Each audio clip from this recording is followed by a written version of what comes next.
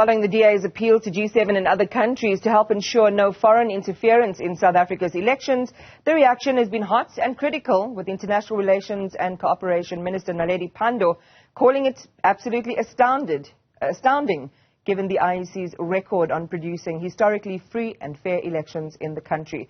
The U.S. Embassy in South Africa said it recognized our country's sovereignty with an IEC that has a long-standing and excellent reputation for conducting free and fair elections.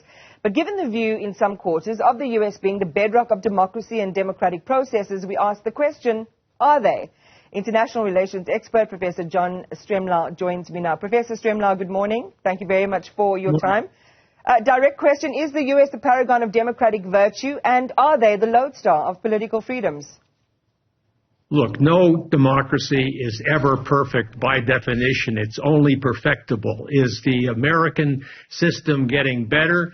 Well, we'll see after November 5th. If it has a setback by electing Donald Trump, God forbid, that would be a disaster for democracy there and for democracy around the world. But nevertheless, if Biden perseveres and if democracy thrives here, on May 29th, that's fine. So when you consider, Prof, a range of factors, and we'll circle back to the U.S. in terms of this particular election, but when you consider a range of factors, not excluding the insurrection and the storming of the U.S. Capitol by Donald Trump's supporters just 2 months after his defeat in the 2020 presidential elections and an attempt to disrupt that congressional certification of Biden's electoral victory, and now recently undertakings that Trump is making promising to pardon those involved, what face and shape does the American democratic project take on now?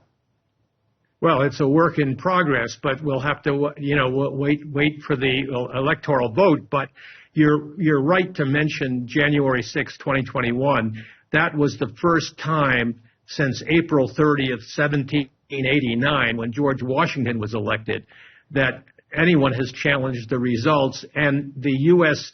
electoral system is a little crazy because it's 50 different electoral management bodies. And Jimmy Carter always said that the Carter Center, when I worked there, could not observe U.S. elections, but he was also a president, so it was partisan. But now the Carter Center is, because they're very concerned about electoral integrity. And when I went back and was an observer for the Democratic Party in 2008, I saw mishandling of ballots that would not be tolerated by the IEC here. So there are always room for improvement, but overall, at least the U.S. is not venturesome as it was in Vietnam and in Iraq and in Afghanistan, and is trying to get its own domestic house in order, while at the same time playing a responsible role in international affairs. But that could change with Donald Trump. Well, you just mentioned a few countries there. We can't ignore the reams of incidents where the U.S.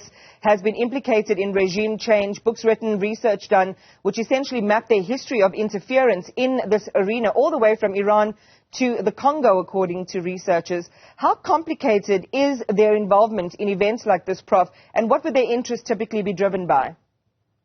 Well, there's been a lot of books written, and I wrote a book on the Nigerian Civil War because I was trying to dodge the draft in the Vietnam War. I just did not agree with the policies there, but as a student, the most I could do was to keep working academically. And in fact, the ironic reality is that I'm here because of the concern that the Nigerian ambassador expressed back in the 70s, that Jimmy Carter was promoting human rights, but how could they be allied with the apartheid regime down here, which they were for years and years and years.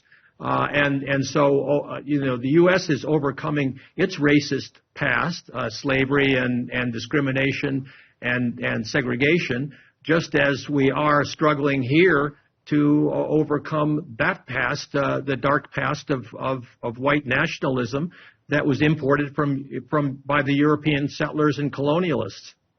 I just want to go. Yeah. No, go ahead. No, sorry, I interjected. You can complete your thought. No, just simply that it's not a simple process, but it is something that all citizens and a free press is absolutely critical to that dialogue that we're now having.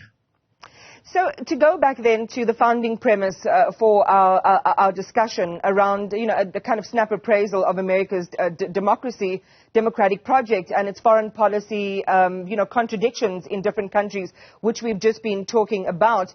Do you think it's subject to re-evaluation? The notion that, if we think about countries that are above reproach when it comes to the expression, the execution, the experience of democracy, that, we have to re-evaluate how people think about America against this backdrop of the DA saying, to countries like America, come and observe our elections in this country, we're afraid of international interference, so we need help in ensuring that this election is free and fair. Well, look, I did an awful lot of elections in Africa for the Carter Center, and normally the process is seek the permission of the IEC so that you can be credible and legitimate in responding to their invitation to come and observe. I once asked Brigalia Baum, was she going to observe the U.S. elections, and she laughed and she said, it's just too crazy. Where would you go? And that's, again, a function of the 50 different electoral management bodies. But in fact, the U.S. desperately needs good observers, and I spoke to someone from Eyewitness News who was going over to be part of a fact-finding mission to look at the U.S. elections yesterday or the day before. So democracies can benefit from each other's observation, and indeed the South Africans pioneered the AU's normative regulation now under the African Charter for observers to go around and keep track of the internal affairs of other African states. It's very, very tricky. It is breaking the lines of sovereignty, but it can be done if it's done responsibly, and the IEC has always done it responsibly. I think the DA was just partisan posturing, because I know that there is a good deal of support for observers. I was on the board of the Electoral Institute here, and they received British money and Swedish money, and may get NED money from the National Endowment for Democracy in the United States. And that's all good if it's transparent and it's open and it's frank. And it is a reminder that this election is very, very important for the future of democracy in this country, as is the November election in the future of democracy in the United States.